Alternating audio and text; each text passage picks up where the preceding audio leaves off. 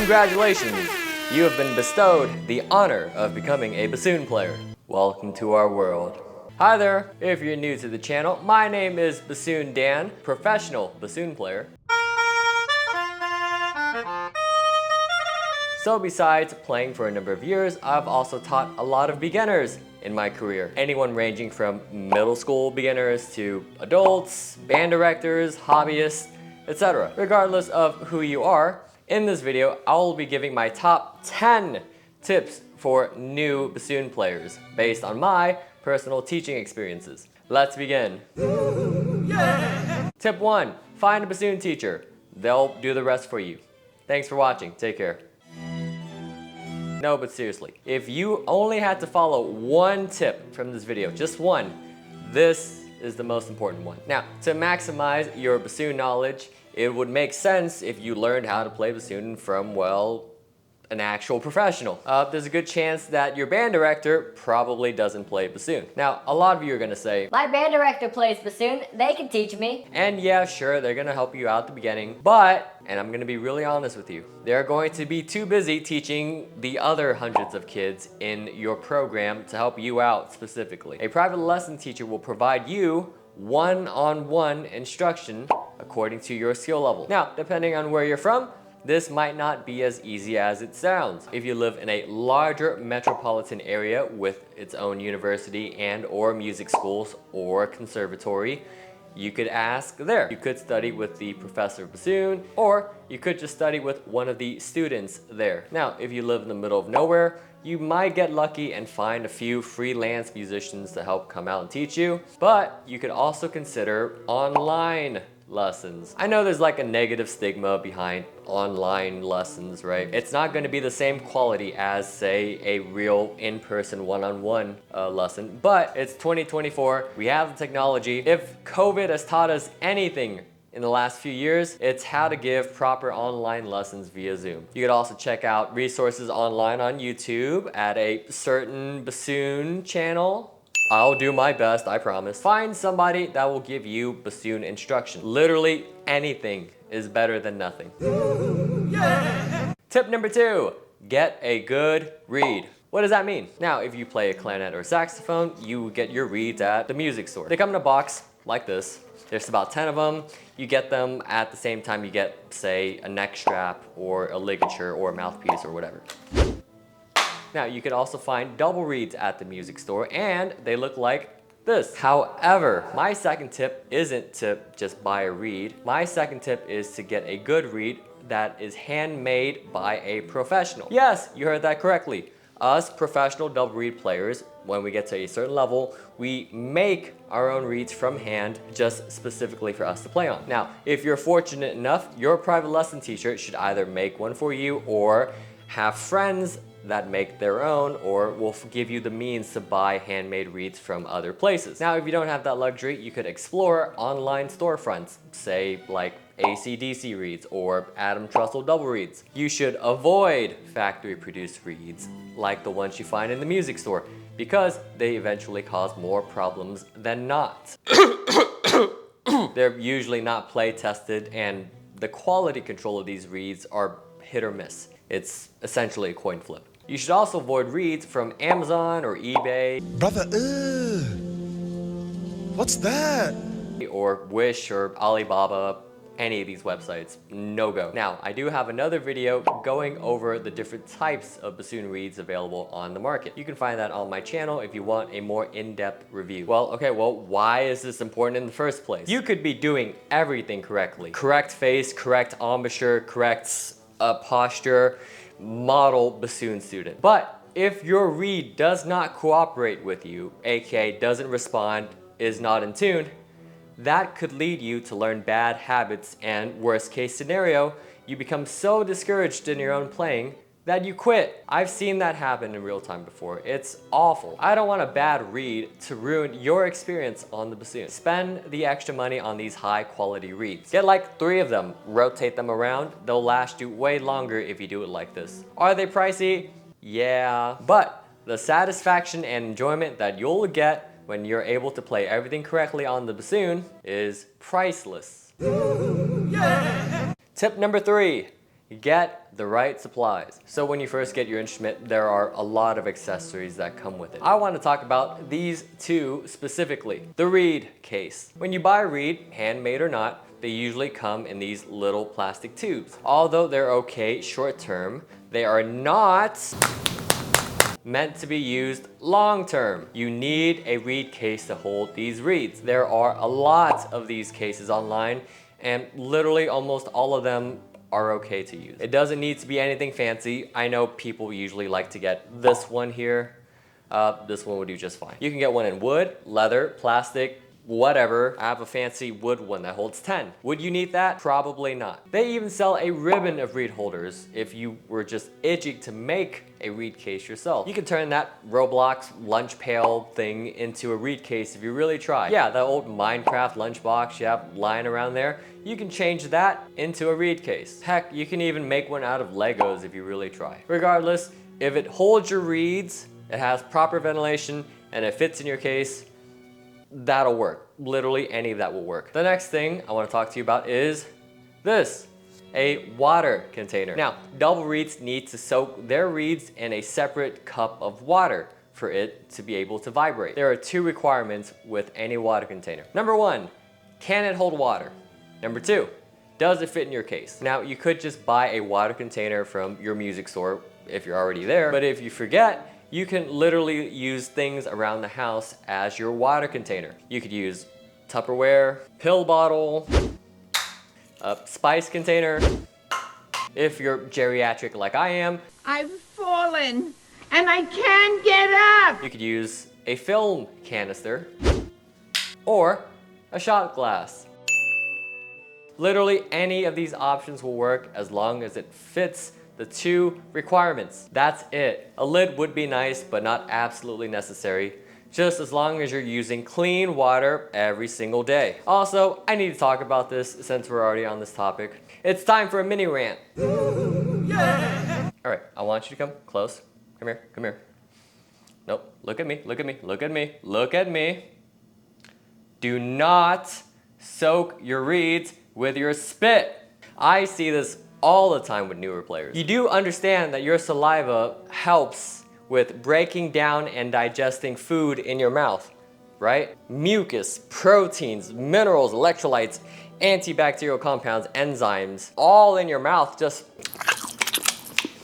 some of you out there going on your bassoon reed, and it's disgusting. And then when you start to suck on it like a pacifier or a toothpick and you soak your reeds like that, your saliva is literally breaking down the reed in your mouth. And then all of a sudden, when your reed starts to look like this, you will know what caused the problem. I forgot my water cup at home. If you ever forget your water container, find the nearest sink or water fountain and just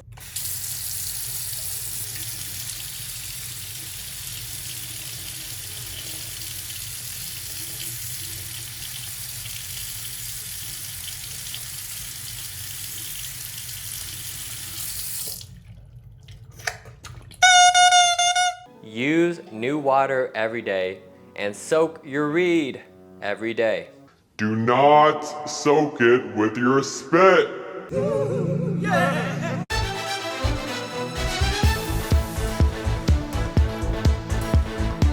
Good evening. Breaking news tonight. Bassoon is an expensive instrument. Yeah? What do you mean that's not news? Your bassoon, yes, even the cheaper plastic models, will still cost thousands of dollars.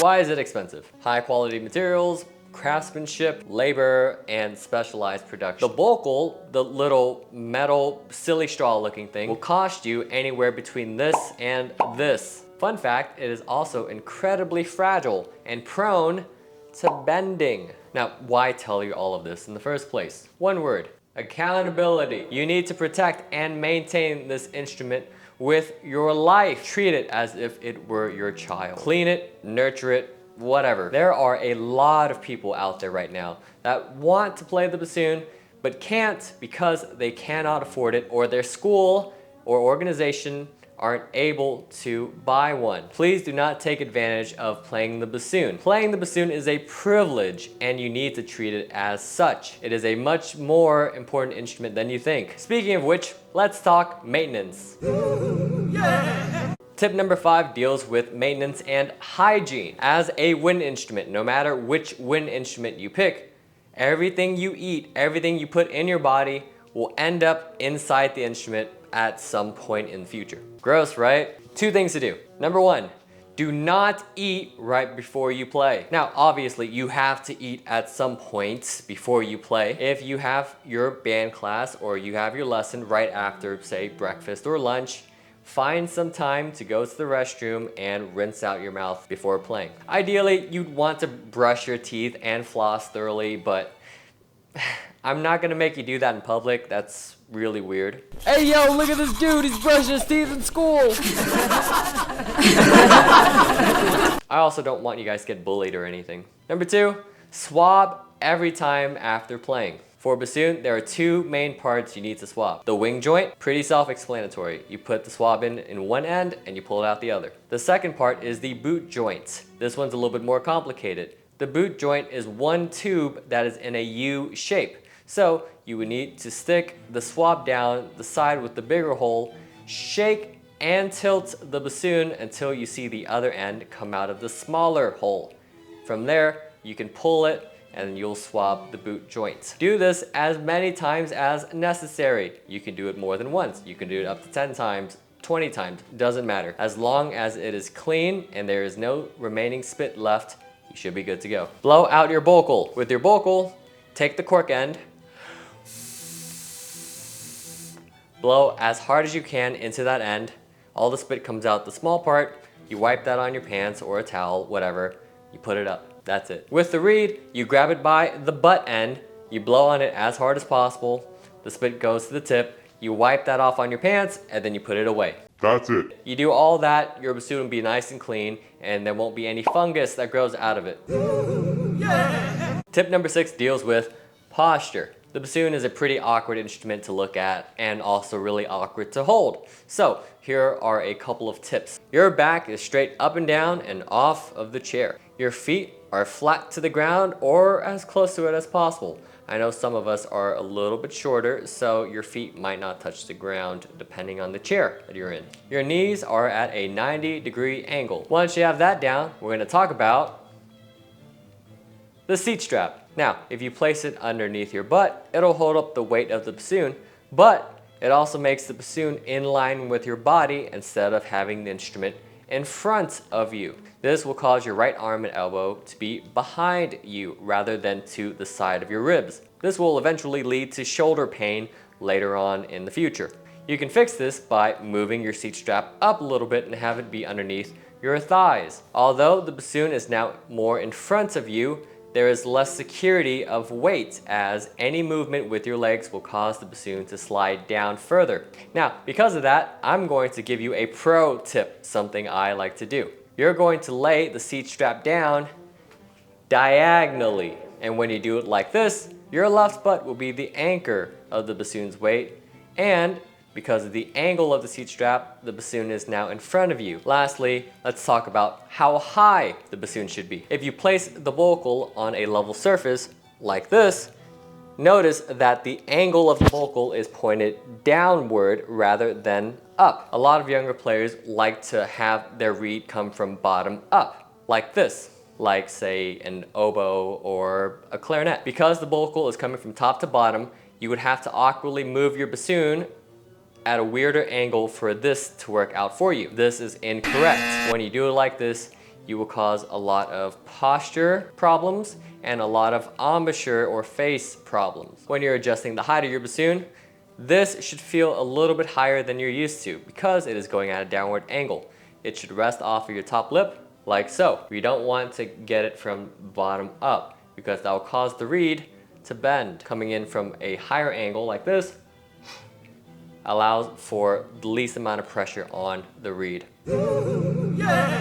Tip number 7, the embouchure, or French for playing face, I think. The bassoon embouchure is not as hard as you think, and it's actually rather forgiving. Say O, oh. Then you're gonna say it in the deepest voice possible. And when you do this, you wanna have an overbite. An overbite just means that your top teeth are in front of your bottom teeth. Once you have that down, you're gonna push both of your lips in over your teeth until you cannot see the color of your lips. There should be no squeezing of the face here. Your lips should act like two pillows nested around the reed. The corners of your mouth are going to move towards the middle, as close as they can. I know the bassoon is fun and all, but we should not be smiling when we're doing our embouchure here. There should be no pressure on the reed whatsoever. If done correctly, you could actually be able to move the reed and vocal around your face. Once you have that down,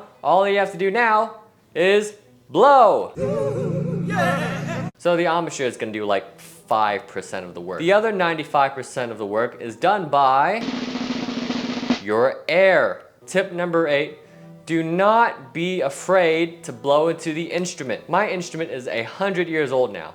I promise you will not break the horn or the reed. The foundation and solution to any problems you're having playing bassoon could easily be fixed by just blowing more. Think about this. You could be making the best embouchure playing face you could ever possibly make. But if you don't blow any air into that horn, there's no music. Now let's reverse it. You make no face whatsoever, but you blow as much as you can into the horn. Will there be sound? Yes!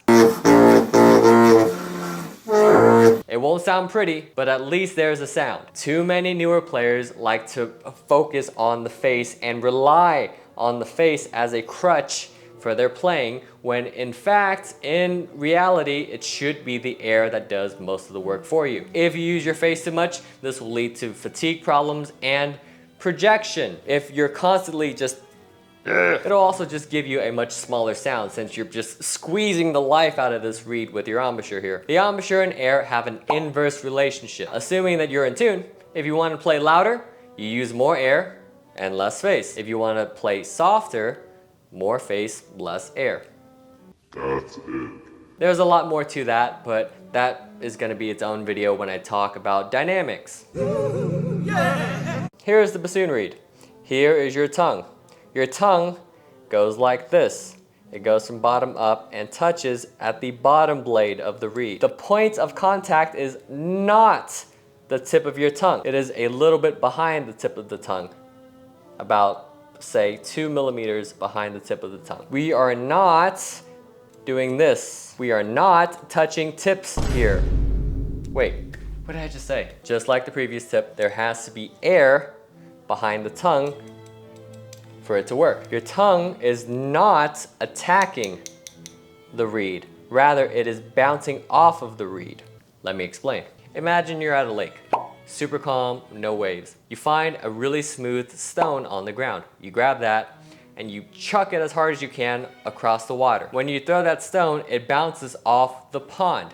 This is essentially what your tongue is doing when you're playing the bassoon. The stone is the point of contact, and the water, the lake, that is your air. Now imagine if that lake is empty, no water. It does not matter how hard you throw the stone. If there's no water in the lake, it won't bounce very far. Your tongue should gently be skipping off of the reed with air behind it. You could tongue on the bassoon as much as you want, but if you're not blowing air into the instrument, then there is no music. When it skips across the pond like this, it is a very gentle motion and does not disrupt the lake. We do not want the tongue to disrupt the airstream. Your air should be going one direction all the way through, and your tongue is not going to stop that. It is just going to skip across the airstream. That is how you tongue on bassoon. The last tip of this video, be patient. The bassoon is considered one of the most challenging instruments to learn for a variety of different reasons. Its weird design, embouchure and breath control, all the thumb fingerings, etc. Everyone will learn at their own rate. Some of your friends who are learning other instruments like flute, clarinet, oboe, they might be ahead of you already. You might be switching from a different instrument and now you feel like you're a whole year behind your other friends. And that's okay. When I first started the bassoon, I was second chair in my beginner class out of 2 bassoon players. But I kept practicing and I kept practicing consistently and correctly. And because of that, that led me down the path of becoming the professional bassoon player that I am right now. When you're learning the bassoon, or really any instrument, it is always quality over quantity. Take your time. That's it. Anyway, I hope this video helps you out on your bassoon journey ahead. I cannot stress the importance of how cool this instrument is. I do various videos and shorts about the bassoon that not only showcase and entertain, but also educate, just like I'm doing here right now. If you want to see more bassoon related content, hit that like and subscribe button. I want to give a special thank you to my Patreon All-State members, Daniel and Maria. They actually got to see this exact video a few days early on my Patreon page. If you want to see my videos early, plus a whole bunch of other benefits, check out my Patreon page in the description down below. I'm going to go practice until I fall asleep. So, until then, I will see you around. Bye!